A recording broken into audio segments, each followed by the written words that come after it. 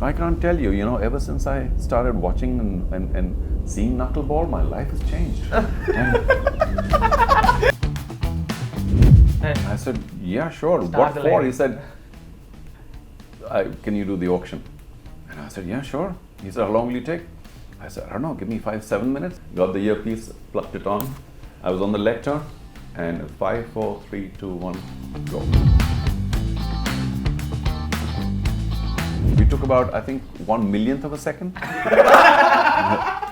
Kohli, thank you. Done. So that's how he came to us.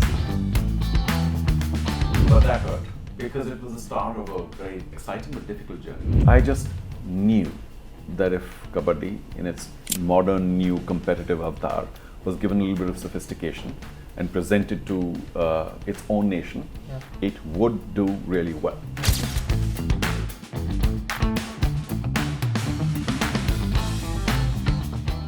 Welcome back to the Knuckleball podcast. I'm Sriram, Ganesh, and I'm joined by my co-host Roddur, Mookherjee. And for today's episode, we have someone very special with us. 2023, the IPL saw a very interesting rule change. We saw what? The Impact player rule, right? A lot of debate around that. Yeah. A player who can be subbed into a game. But the phenomenon of the Impact player was seen a year before the rule was invented. And the person with us is that particular person. And it was seen in the IPL auction, no less. We have with us a cricket broadcaster and IPL auctioneer, Charu Sharma, sir. Thank you so much for joining us. Wonderful, yeah. Sriram, Roddur, nice to be in conversation with you. And I hope you guys take this torch of Indian sport forward. Come on, let's do this. All right. Huge pressure on us. Thank you so much. You've brought it quite a bit forward yourself. Yes. But let's just go back to that day when you subbed in as the Impact auctioneer in some incredible circumstance. I don't use the word incredible in a very happy way, but in an extremely unique circumstance. Nobody would have ever imagined it to happen. But when it did happen, how do you prepare for a moment like that? Subbed in at the last minute for an IPL auction. How do you prepare for it? Well, I don't mean to be trite or in any way treated lightly, but you prepare for it by just sheer experience. Okay. So you're all, generally pre-prepared for many such things if it's in your range of interest. I mean, if I was called upon at the very last minute to prepare or to make a wooden table or to get a rocket to go to space, I obviously wouldn't. But this is within my ambit. This is what I do with sport. And as many people may not know, or many may know because it's kind of storied, I'm also an auctioneer, a legitimate auctioneer with an auction company in Bangalore, and I've done auction for all sorts of things. The usual, art and furniture and jewelry and what else. So Brijesh Patel knew that. Because he's a close friend, and I also, of course, have done a lot of auctions in sport. But at a certain level. Now, levels you might say are differentiators, but very often they're not. If you can auction for, a major auction house, jewelry, you can auction players for a cricket house. You know what I mean? Brijesh knew that. Now, you talk about extraordinary circumstances, and they were, because unfortunately Edmund's collapsed and so on and so forth. I wish him well, health-wise. And have you heard that story enough, or you want me to repeat it very quickly, or I what? think the viewers would want you to repeat it. Well, because you only mentioned how do you prepare for it, not the story itself. You can tell us the story. But my answer, the preparation was only experience, and of course a little bit of knowledge. And what does bail everybody out when you do work in the world of words, language, communication, is language. So if you have language, you can complete many tasks or attempt many tasks. Because otherwise, if you don't focus on language, I'm sorry, every once in a while I'll seem like some professor on a lecture, forgive me. But wherever I go, I do try and push forward this whole concept of get your communication improving. Because it makes a big difference. Whichever language you want to speak in. It could be Odia, or it could be Punjabi, it could be any language. But learn it more and more and more, keep improving your language, because that's the ultimate bailout. Not only a bailout, which sounds negative, but that's the ultimate thing that leads you to calmness within, because you have the words, and also accuracy. Because otherwise you waste too many words. or one wastes too many words. Saying the same thing that could be said in a word or two. So I was having sort of a brunch really with the rest of my family and my wife's family that had come from Mumbai. Okay. And they were all at home. It was a Saturday, and this piece right here, the shoulder, was responsible for it all. Because on a Saturday afternoon, I'd be playing golf if I were ever in Bangalore and not working. Yeah. But I'd hurt my shoulder very badly Okay. while in Nepal, I think in 2020 or 2021, I beg your pardon, and in October or sometime. And it was going through a 6-month rehab. Okay. And because of that rehab, I couldn't be playing golf or whatever else. So I was home. Yeah. And my wife said, I'm glad you're home because the family is here and we're all having lunch and it's so nice to have you home. Nice quiet day. And the phone rang. Now during meals, phones are like, no phones. Yeah. Please. So I heard it ring and I said, I don't know, okay. And she said, no. I said, yeah, don't worry, no phones. And then it rang again and it rang again. I said, I'm very sorry, it must be something. Let me go take a look at it. It was Brijesh. Yeah. And he said, Charu. Nothing very important. I didn't know. I thought he was talking about something, some KSCA function in the future or whatever. So, and I knew, so what did I know about the IPL and the auction? Because I haven't been, unfortunately, I say that, it's not that the grapes are sour or whatever, but unfortunately, I'm not closely connected to the IPL after my misadventure in 2008, which I hope we'll not talk about, maybe we will.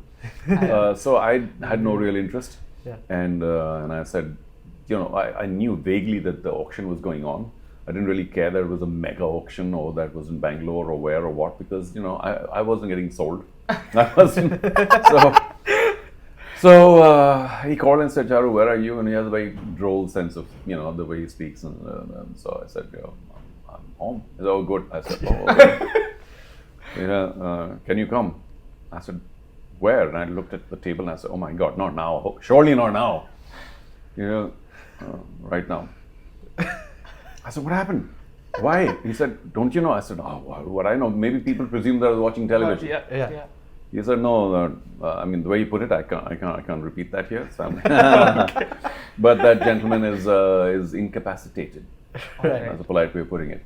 And I said, oh, okay, that's very unfortunate. Is he okay? He said, don't worry about that. We were looking after him. You tell me, can you come? I said, where? When? Luckily, the hotel, the ITC Gardenia, fine place, is about a 2-minute ride from my place. Wonderful. Right. I said, yeah, sure. Stars What for? aligning. He said,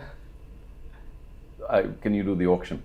Small matter. And yeah, small matter. It was actually, because if you're an auction, it's a small matter. And I said, yeah, sure. He said, how long will you take? I said, I don't know, give me 5-7 minutes. I'll go up and quickly change, put on some suit shoot or whatever. Yeah. And I'll get into a car and come. He said, oh, great, thanks here. You need half an hour? I said, no. I'm telling you, I'll be there in 10 minutes. And of course, I went to the table and told my wife, sorry, these are very, very, how did you put it? Extraordinary or whatever circumstances? Incredible circumstances. So they were all kind of, well, what can we say, wrong? Yeah. So I went up, put on my suit, got into my car, ran, reached there, called him saying, listen, I'm downstairs, but surely there'll be like accreds and other such things to be able to get in. Where do I come? I didn't bother asking earlier. He said, come, no worry, I'll send somebody down there to bring you up. And I went up there into that hall that I know because I know the hotel, next to me. And there was this whole sea of people in the IPL auction, which is also something I'm used to because I was there earlier on. Yeah. And it's not such a big deal. But, once said hello to quite a few people and they were all wondering, what's he doing here? What's going on? And I went and sat at the table where I think Hemang Amin, who was the IPL CEO, was there, and Vijesh and a couple of others, and said, well, glad you've come. Okay. So what do you need? I mean, what can we say? Will you be okay in half an hour, 1 hour, whatever? I said, are you kidding? Let's go. Oh, wow. They said, no, but I said, yeah, what's the problem? It's an auction. Let's go. Where's the auction book? There's an auction book, with every player details. And I said, where are we at? And they said, well, we're here. Wanindu Hasaranga. Yeah. Elephant memory, yeah? Well, fading. I think I burnt my lip with that soup earlier on anyway. Or inside my, anyway. So they said, yeah. I said, yeah, let's go. And then I realized, hang on, this is on television, isn't it? Because I hadn't focused. Said, of course it's on television. So, that kind of a moment.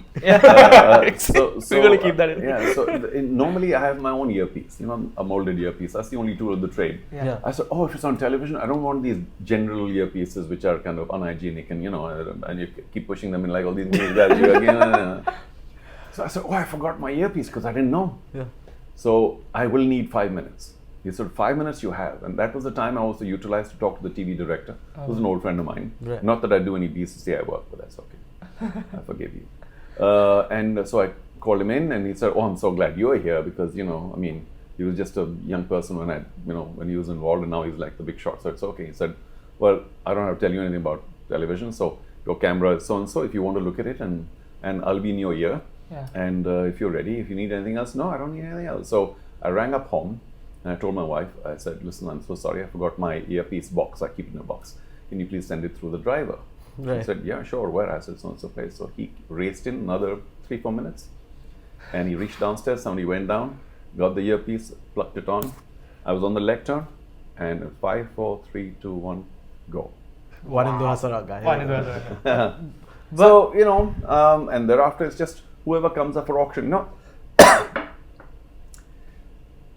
The toughest auction to do or to be a part of as an auctioneer is a charity auction. Okay. Because what are we selling? We're selling whatever we're selling, some memorabilia or Sachin Tendulkar's autograph or this, that and the other. And it has some value, but there's so many of them floating around, and then you have to exhort people to bid. Come on, Roddur. This is like for so-and-so underprivileged, whatever it is, and come on, Sriram, come out, open your, you have to exhort people. Yeah. That's tough because people are kind of, trying to hide. But auction for either a player or any other goods, a professional auction is sans drama, no drama. You just say, here's this fine Ming cup, goes back to 94280 or whatever. It's lot number 23. Yeah. But what you have to presume is that anybody at the auction knows what he or she has come there for. You don't have to sell it. You don't say, look at the beauty, you don't have to say anything. You just say, all right, bidding begins at $2 million. Yeah. And then Roddur says 2.1, and I say, Sriram, 2.5, thank you. Go back to you, gentleman in the short sleeves, and so on and so forth until it's sold. And you say, okay, all fair warning, sold, thank you. Next. Wow. You don't have to force anybody. Yeah. So I don't have to say, next on the auction, let's take a name. Rishabh Pant. Yeah. Bidding begins at 2 crores. Come on, somebody, come on, he's a fine wicket. No. Just Everyone say knows next. it. Yeah. Don't want to bid, we pass and we carry on. Yeah. So there we go, that's the story. Unless it's for a player who's not doing too well, and then maybe you have to. No, you shouldn't. Play favorites. Yeah. Right. I can't say no for this player, come on somebody. Like why not for some other player? Yeah. So it's all very even and flat. Yet of course, there are areas where you can infuse your own style or a little bit of humor and a little bit of personal touch and so on and so forth. But for those who are there in the hall, not for the player. Because then you're playing favorites. Yeah. Right. That's right. And you said, oh, Shubman Gill, what a fine young man. No. Well, what about the next guy? Not a fine young man? So, Yeah. But when it's crazy to hear the fact that, it was almost like, yeah, I'm having lunch. Give me 15 minutes, I'm there. no, 10. 10. And then another 5 for the earpiece. And you're ready, because I spoke to Richard Madley, who used to be the auctioneer for many a time. And he told me that his preparation was intense. You'd learn up the player names, how to pronounce them. He wouldn't touch alcohol for a month. So, well, I haven't touched alcohol for 66 years, so I don't have to prepare. And, most names are Indian, so the preparation is okay. And I'm from the field, so, you know most of the cricketers and how to pronounce. You mentioned an important point, though, pronunciation. Because a lot of people, particularly from overseas, considering we're Indians, don't really focus on name pronunciations too much at all. right. I think they've been forced to over time because there was a certain arrogance that they had about, we can get away with any pronunciation. Right. I have a couple of stories on that, but we won't waste your time. Yeah. Where they were also reminded because, people from our part of the world mispronounced a few names from other parts of the world and those guys got upset. Yeah. And then people from our part of the world said, excuse me, you've been getting our names also very wrong. Yeah. A very long time. Surav Ganguly. Surav, amongst many. Oh, the Surav. Yeah. So Roddur will say Surov, and you, of course, about all sorts of names from the south. They're heavily mispronounced. But that's a different tale. So I don't need really. I don't mean to be arrogant, but being from the world of cricket, I didn't need to prepare. Right.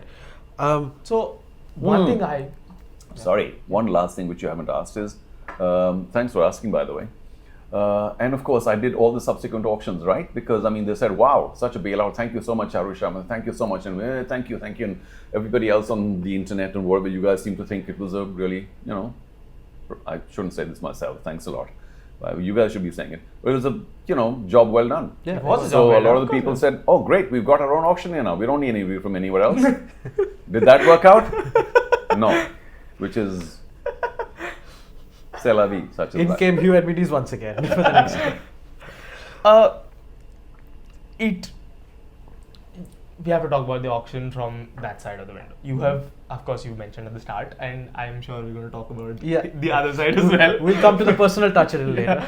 I want to know, as an auctioneer, auction dynamics is a word that gets thrown out. Do you notice auction dynamics? Do you notice certain patterns about a certain team or like the owners there, how they perceive a player, how they behave, what is their mannerism, stuff like that? Yes, each team has a sort of a different bidding style, as it were. But I hesitate to use the word irritating, but I think I already have, is the fact that people take too long to bid. Okay. Now, we don't have a bid clock. Right. And that's a little harsh as well. We don't have a 1 minute for the next bid or bust. And click, finished. No, we just say, we're waiting for you. Are you still interested? It's a polite kind of atmosphere.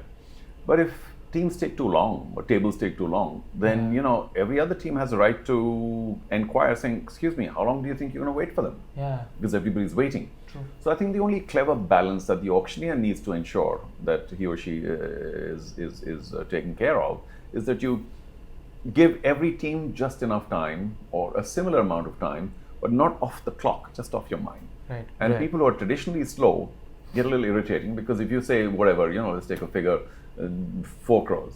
Isn't that nice? Yeah. And then you're supposed to say 420 or 410 or whatever. And you're saying, "Excuse me, just a sec." Yeah. And of course you have a right to discuss, and because it's a lot of money. I know, yeah. And I'm like saying, okay, what then? I mean, and you guys are going to huddle and all that's good for television. That's happy. But then I'm saying, so are we? Is there any interest to be? Just a second, please. And I'm saying, how long? So certain teams are very sure about their bidding, and of course they too consult. Any clues to the puzzle you can provide? Yeah. Well, the auction is, and I keep saying very famously, like a wild, untamed animal. Okay. You never know who is bidding how much for whom. Yeah. And every team will always publicly claim, "Oh, we got everybody we wanted. Oh, we're very happy." Yeah. But there are 8, let's say 10 teams. Yeah. How can every team get everybody? Surely you want the same player. You can't get him because somebody else has. Yeah. So excuse me, what's this business of we got everybody you wanted? Untrue. So what happens is at particular times, if you need, say, a lefty seamer, and a lefty seamer comes up, and you realize that other teams may or may not have the bargaining power, but you do, you tend to bid very heavily till you realize there are 2 or 3 other teams that have similar bargaining power. Yeah. And then all of a sudden, an average lefty seamer is like going at 9.4 crores. Yeah. What happened there? It's only because there are maybe 3 or 4 teams or more who all have the same requirement or have the same wish, and that's why it gets stuck. Yeah. And of course, you spend a lot of money in the earlier part of the auction, and it depends on who comes up when, which is fairly governed because it's in sections and batsmen and bowlers and so on and so forth. But no amount of planning can get you everybody you want. Right. And therefore, you find these wild prices in the IPL for certain players because 2 or 3 teams are stuck saying, "No, I want this player." Well, so do you, and so do you. So we keep going up. The people sitting opposite you in many different tables, they are people who we know as popular figures in the world of cinema, in the world of sports, and so do you to a degree. But how do they? I mean, let's say Preeti Zinta, for example, or let's say Kashi Viswanathan for Chennai Super Kings. Kashi Viswanathan for Chennai Super Kings. How did they react to the fact that we had a different auctioneer now? Did they come up to you? Did they tell you anything? They were, well, the job well done. I've met a lot of people, and some of them, of course, I think almost all of them were very delighted that the auction continued, because had it not, it could have led to some severe disruption about whatever was going on. So on one hand, I'm sure they were all relieved, and I know, if I may say so, most of them. There have been a few new faces that I didn't know too well because I've been away from that world for a while then. Yeah. But most of them I knew. So there was a lot of old friendship and stuff. Kasi I know for donkey's years and so on and so forth. So some of them may have come up and said, thanks so much and, well done and so on. But the board did. So, I mean, that was important because they were the custodians of the IPL and of the auction as well. So they were properly appreciative. And so were most people, frankly. So that's nice. But it's also what I do now. And it's not like I was doing something vastly different. So just moving on now to your first half of action in the IPL. When the IPL was taking birth. Let's put it that way. Maybe you were subbed off. Saying first half. Maybe you were subbed off that day. I'm sorry to bring it up like that. Don't. But anyway, but 2008. Correct. In 2008, by all means and purposes, the IPL is a phenomenon in the world of sports. For us on the outside, it's massive. You're there at the start of a big league, certain amount of responsibility on you. But where did it go wrong with Royal Challengers Bangalore?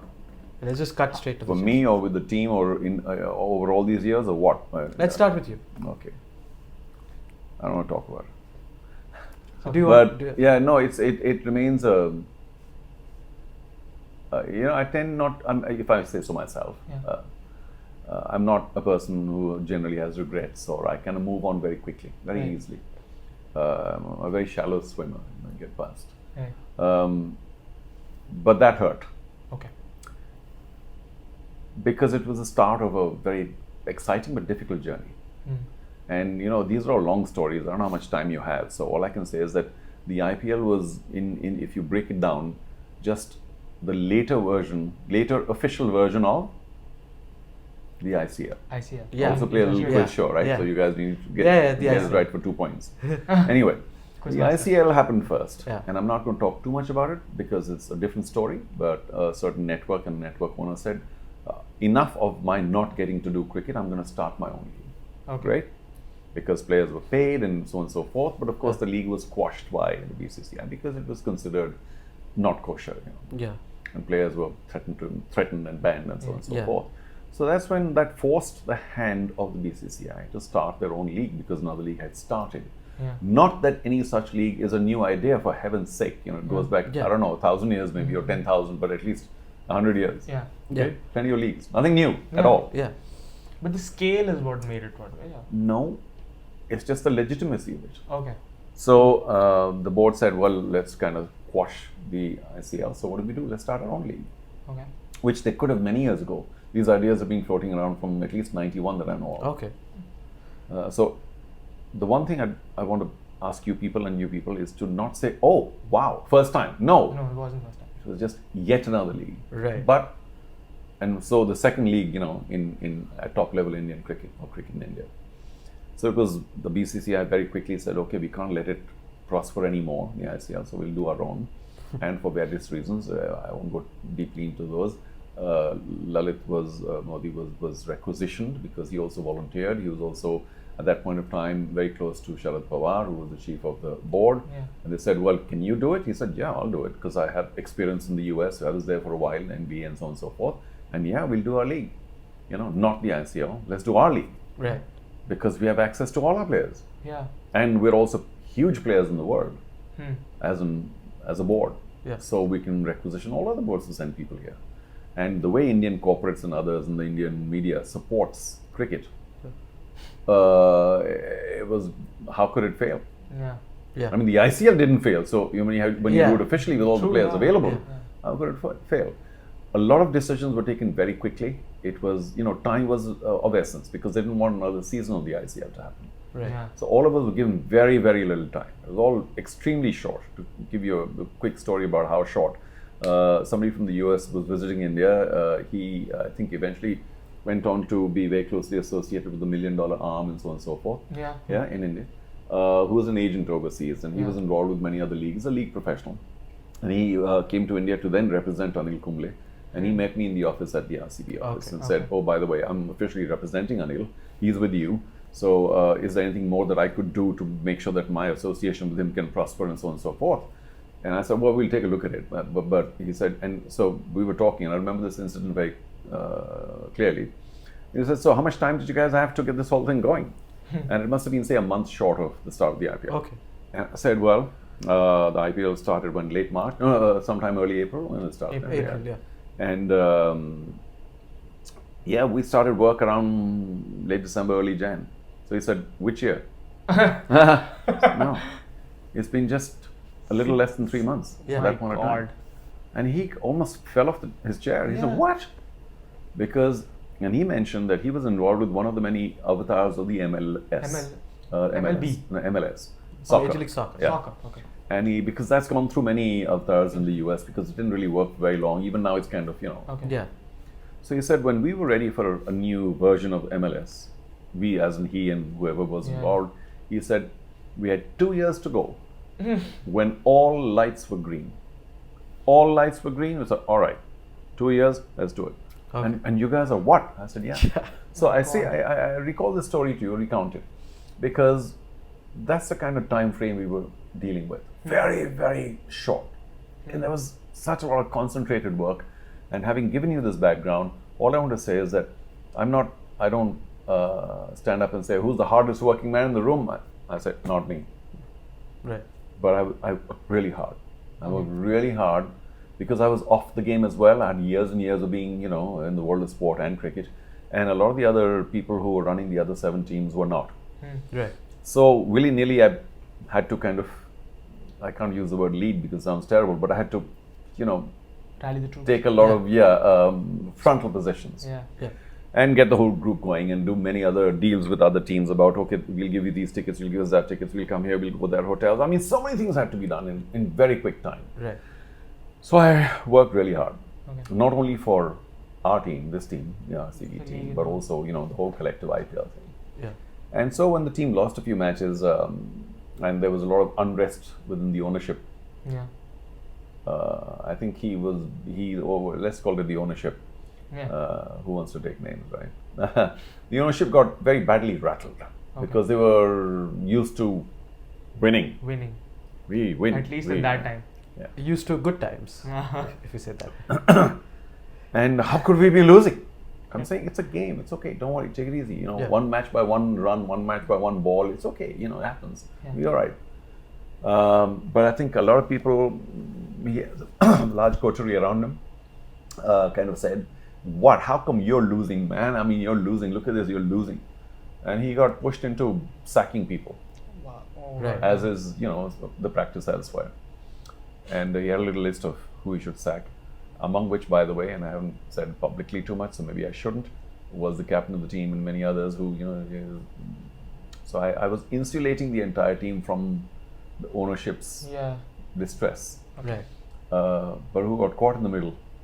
Yeah. So I remember, I think Sidhu particularly at that point of time, because it created a bit of a media thing, because it was the first sacking, and I use the word sacking, of the IPL for somebody who was the CEO of a team. I wasn't bowling or batting or catching or, True, Yeah. So like what? And I remember Sidhu saying, ki, "Arey, nishana kahin tha, goli kisi ko lagi." But that kind of probably explained it. He had 2 or 3 other people he was willing to call right there. His team, as in the corporate team. Because he didn't officially tell me this, one of his corporate people did. And it was very unfortunate. And it kind of, I couldn't handle it well for at least a week, 10 days. I was in a very black frame of mind. But my wife was happy. She said, well, I told you not to work for this outfit. Okay. And you said, no, leave it to me. Are you okay? Because I thought it's only cricket. It's okay. We're building a team. It'll be fine. It's my, core competence area. But when I was home for a while, I think she was very happy that I was away from all of that. Yeah.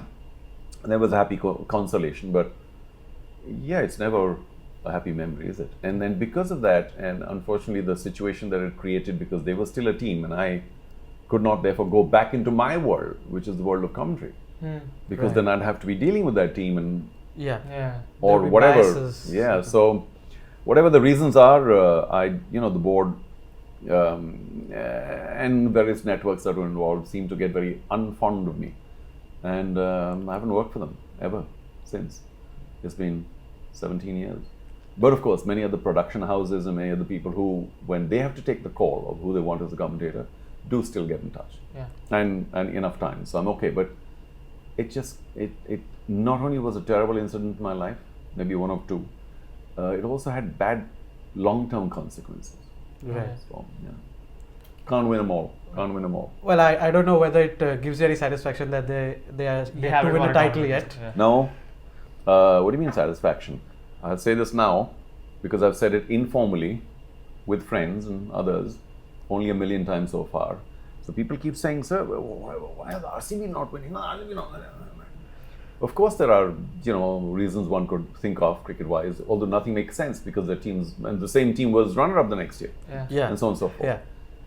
But all I can say in jest, in lighter vein, and I mean no disrespect, I say, beware the Sharma curse. Okay. Yeah. Which, by the way, didn't extend or doesn't extend to the women. Yeah. They They won. won. Of course. Smriti Mandhana. Yeah. What a job. Speaking of, I just want one last question about RCB, if you were. One certain individual that has sort of transformed Indian cricket, who came through the RCB ranks, let's put it that way, was a certain Virat Kohli. Now, you were the CEO, as you mentioned, at that point of time. As the auction came in and as you were picking players at that point of time, had you already formulated that this kid from West Delhi is going to be a star? Now, you're asking all these questions, they have long answers. They're all long stories. So we'll be here till day after tomorrow, so don't do this to me. But anyway, Virat, as you know then, was the captain of the India under-19 team. Yes. Okay? He wasn't in the Indian team or nothing at that point of time. The Indian under-19 team was playing in Malaysia at the World Cup in 2008. And at that point of time, they were about to enter the quarters and so on and so forth. The BCCI decided, or the IPL committee, that every team must have 2 under-19 players, development players. Okay? So, and how do we get these 2 under-19 players? So the first part of the story is that the board said, or they all got together, the IPL committee said, okay, there are 15 people in Malaysia, let's add 1 more player, we'll make it 16. Right. Actually, that's the second part. The first part of the story is that you guys can get your own under-19 players. There's no auction or nothing. There was a certain amount fixed, and so you can get your own under-19 players. So we all scouted around, knew what was what. And of course, he's a wonderful young man and a good friend of mine, Manish Pandey. He's from Bangalore. And I said, bam, we'll get Manish and we'll get 1 more. Because he was also at the under-19 at that point of time. So I found his number, I rang him up, and I said, Manish, we're happy to have you play with us. He said, oh, thank you, sir, and so forth. And we got about to get another one. And I said, I'll send you a fax, you sign it, send it back. Just a 1-pager, no major contract, just to make sure that you're blocked and ready. And when you come back from the World Cup, we'll do a little bit of paperwork. Because these guys are just young, kids at that point of time. He said, thank you. The next day he rang me up and said, sir, because I kept chasing him, I said, because these guys, they're not, they have to go to the hotel, get a fax, sign. It's not easy for them, So I said, where's the fax? What's going on? He said, sir, what the maine bhej diya, but I have to say that all these agents are here now in Malaysia, and they're all sort of saying, ki tu yahan khel le, let's stick with English, why don't you play with me, or sign with me, I'll make you play there, I'll get you another this, I'll get you a car. They're all sort of throwing all these things at us. I don't know what to do. I said, just take it easy. I think this is very wrong. You guys focus on the match for heaven's sake. You're in the quarterfinals now. Take all this out of your mind. Then I rang up the owner of our team and Lalit, and of course accelerated the matter very quickly to Sharad Pawar, saying that this is what's going on. That these guys are all being hassled there in Malaysia with all these agents. Please spare them all this because they have a World Cup to play for heaven's sake, and this can all play with your mind, the whole thing. So they listened and they said, okay, all teams based on this information, nobody signs any players. All your under-19 contracts are void. Oh goodness. Void. So that was the second starting point. And that's when Lalit understood this because he was in the US, and we proposed a system, I and Lalit, that why don't we just have a regular NBA style double draft. Double draft, right. Yeah, okay. You pick out names of a team, whoever you pick out first has first choice and last choice. So but there are only 15 players. So we add a player, make it 16, nice and even, 8 and 8. So, the first team whose name is picked out through a ball would pick out first from these 18, and 1, 2, 3, 4, 5, 6, 7, 8, and then 8, 7, 6, 5, so on and so forth. Which everybody accepted. It was fair, it was all good. So nobody got taken till this draft was done. Yeah. I think before or after the main auction, because it was a separate category of players. They were not in the auction. And so, yeah, I mean, who wouldn't want Kohli? He was the captain of the team and did fairly well. So did a few others. And so when this draft happened separately, we were all just waiting, all 8 teams, you know, who's going to come up and who. So, would you believe it? The first ball that was picked out in terms of name, Delhi. Yeah. There was upon a time. Yeah. Huh? So all of us are, obviously they're going to take the Delhi boy. Yeah. And he is the captain and he's, This is the biggest IPL mystery for the last 20 years, and how did Delhi pass on him? Yeah. And Delhi went into a bit of a huddle. I'm saying, what is the huddle all about? You know? And they said, Pradeep Sangwa. We were like, my goodness. It comes back to my story about needing or wanting a lefty seamer. Oh, maybe you know, lefty seamers are a good bet in the IPL. They're not easy to face, and they're not. And why don't we get Pradeep Sangwa? Why don't we develop him? He's also from here, so on and so forth. And all 7 teams went. Next ball to be picked up, RCB. Royal Challengers Bangalore. Yeah. We took about, I think, 1/1,000,000th of a second. Kohli, thank you. Done. So that's how he came to RCB through the double draft and through a bit of good fortune. And of course, he decided to stay back with the team all these years. Yeah. Good for him. But I was with the team only the first half of the first season. So my tales end there. Okay. Moving on from the IPL to a chapter that is not sung about as much is the Pro Kabaddi League that you have steered the ship of. Now we're talking. Okay. And we were in conversation with Sunil Taneja, who voices it a few weeks back, and he spoke richly about the Pro Kabaddi League and how it connects with the local flavor of India, and it hits right. How did you find the perfect balance to commercialize that league? It's still heavily under commercialized. Okay. Yeah. It was always a big challenge. Yeah. And when you start off on the Pro Kabaddi League stories, then I will have to once again remind you, we'll be here till maybe next week. We have all the time in the world. Yeah, but you know, As long as you podcast do. and As long as you do, yeah. We have an editor we pay. I know. So but there are many stories, but the commercialization was something that was obviously not guaranteed. Yeah. It was only a punt. Okay. But I don't know how to put this succinctly because of time. But you know, what do I know now and what did I know then? Yeah. I know only sport and television. That's been my life for many, many decades. Yeah. And using that background, I just knew that if Kabaddi, in its modern, new, competitive avatar, was given a little bit of sophistication and presented to its own nation, it would do really well. Yeah. In terms of eyeballs, in terms of interest and watching and, you know, the whole impact of it. What obviously one didn't know is the kind of revenues or commercials that would come out of it. But you can't know everything. Yeah. You can only sort of go on this crusade, this journey, knowing that you're on the right journey. And I don't want to sound, you know, holier than thou or righteous or whatever, but it was the right journey for an Indian sport. Right. And the idea was to make sure that the players, because they're all gladiators, I mean, it's a really tough sport. Yeah. They're all quadzillas, they're really crazy athletes. Yeah. They would benefit. Yeah. And the sport would benefit. But I needed a lot of partners in terms of team owners and sponsors and everything else, you know, the commercial end that you mentioned. Yeah. Which was, if you think that it was, the difficulty of that was X. If you think, I would like to assure you that the difficulty of getting such people together and getting the whole, you know, universe collected around the Pro Kabaddi League was probably 100x. Okay. It was a really tough game because of, I would say because of the walls of perception. Right. Now there are many other sports that don't suffer from that degree of perception problems. I mean, if you go and sell, say, what's a sophisticated sport? If you go and sell polo to somebody, they say no. But they won't say no because there's a perception problem. I mean, polo, oh wow, oh, good morning, sir, you know, like a sophisticated perception. Yeah.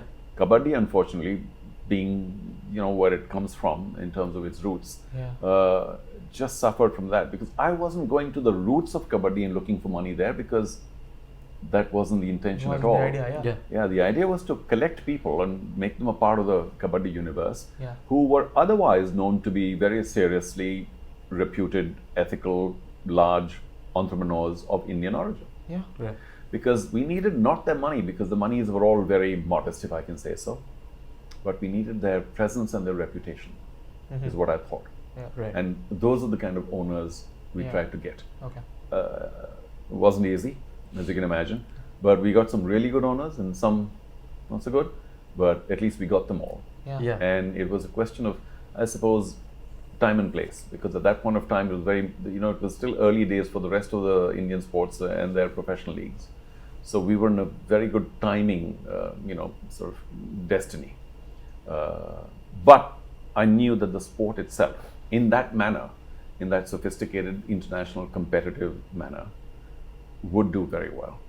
So I was not at all surprised, if I may say so, on the 26th of July, 2014, day one of the Pro Kabaddi League, it boomed into becoming India's second most watched sport. It is, Because of the inherent nature of the sport. And of course, it was presented eventually very well by our broadcast partners, Star, who went on very quickly to also then take a large part in the ownership of the company itself that was promoting the league. And those are different stories.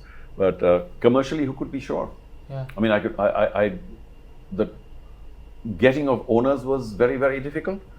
Even more difficult was the other very important part, getting a broadcast partner.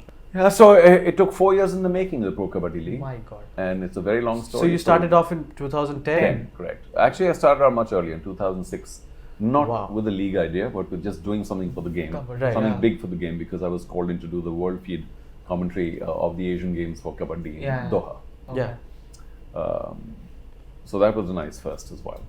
And then I just knew the power of the game right then. I said, wow, because I did a lot of research in India. Once I got to getting this contract to do the world feed, which is in English, the Kabaddi contest at the Asian Games.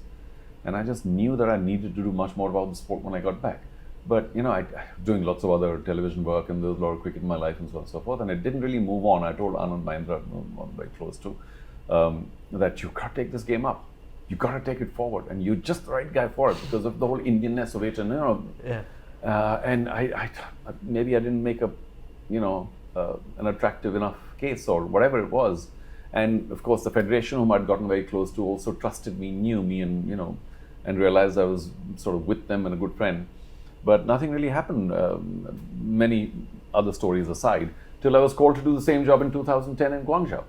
The same sort of company. People called me again for the world feed commentary, the Asian Games, and I went again. I said, gosh, what have I done? I wasted 4 years trying to do something, but not in a focused manner. Now, what was the big change between 2006 and 2010 in Indian sport? The IPL. The IPL, 2008. And so Anand was the one who said, listen, I mean, so I went and attacked him again. He said, what, how? And then he said at one critical meeting in Delhi was, well, if you're so keen and if you think it's all going to work, then okay, work about that. But why don't we plan and own and run a league? Okay. The league again. And I said, well, that's a really major undertaking here. I'd also planned the Karnataka Premier League cricket before that, 2009. It was the first major league in India, state league. So it's not that I didn't know how leagues worked. I mean, I was, by then I became a sort of a forte. But to organize a league on my own, one person, I don't know what I should have said, but I said, let's do it. He said, great, you form a budget, this, that, and the other, whatever, and so we worked together. And it took a lot of hard work, But and what it did also do is make me give up a lot of my commentary work otherwise, because I realized that I go on a long cricket tour, I come back, I'm like, I was 2 steps forward and I'm 3 steps back, because work needs to be done. So I gave up everything. And my wife supported me. Thank you. She said, "Well, if it's your passion, then do it."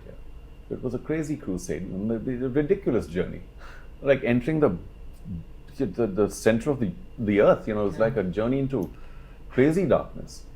and of course made me ill too. That kind of level of rejection, and I'm not saying I was the only one. But anybody who wants to do something new, there's always a lot of difficulty and rejection. But I think the walls of perception were the thickest and the most difficult to break. And I broke a few, but I think there's still many walls of perception. But it's been a huge success. I mean, it really has. I mean, it was such a success that me and my friends, we were in 7th, 8th grade at that time. We decided, okay, let's stop playing hand cricket.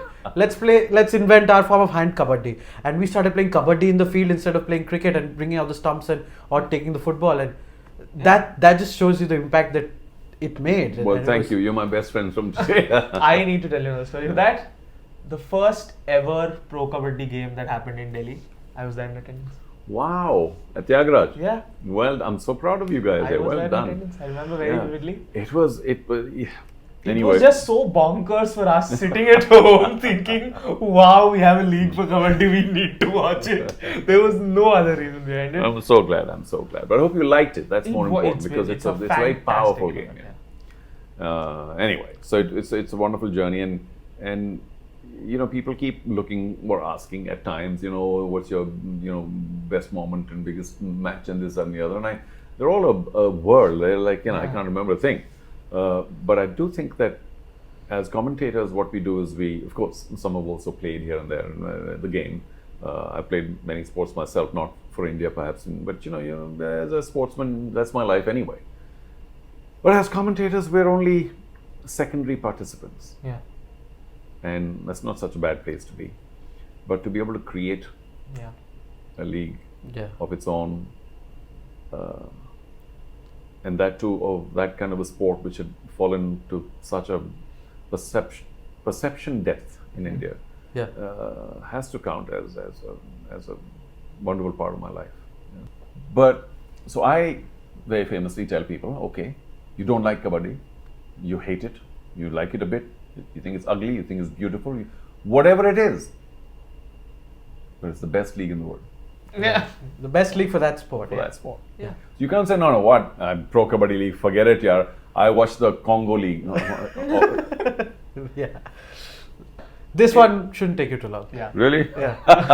Don't test me. Yeah, I could. Is Knuckleball now your favorite podcast? I can't tell you, ever since I started watching and seeing Knuckleball, my life has changed. And the answer we were looking for. Listen, I wish you guys luck. Because you. there's so much floating out there. I mean, there are the trillions of whatever, bytes and etc., etc. I know that, we can produce great content, but how do we let other people know what's going on and, what to watch? Yeah. Because the advertising budget is what it is. And, how do people even find out which podcast, where, on which channel? I mean, there are millions, billions, I don't know, things floating around on the internet. Yeah. So I don't know how people find something that becomes more watched than others. But I wish you the very best. Money, mate. I wish you the very best. Thank you, sir. And good luck here, because you guys might prepare and you guys might know what to do, but I think a very large onus responsibility lies on the person you're talking to. Yeah. And unless they give you good content and they're all out there and kind of enjoying themselves, what do you do here? I hope you did enjoy yourself, sir. I did, of course. Thank you so much. Thank you so much, sir. It's been an absolutely fantastic experience we've had. We couldn't have hoped for anything more. It's been absolutely crazy for us to hear all your stories. We'll come back to hear 500 more of the stories. Yeah. Part 2. 498 left. 498 left. 498 left. 497. Yeah. Alright. Okay. Keep watching us on Knuckleball. That's the end of this episode. That's a wrap. This is Sriram, Ganesh. Charu Sharma, sir. Thank you so much. Bye.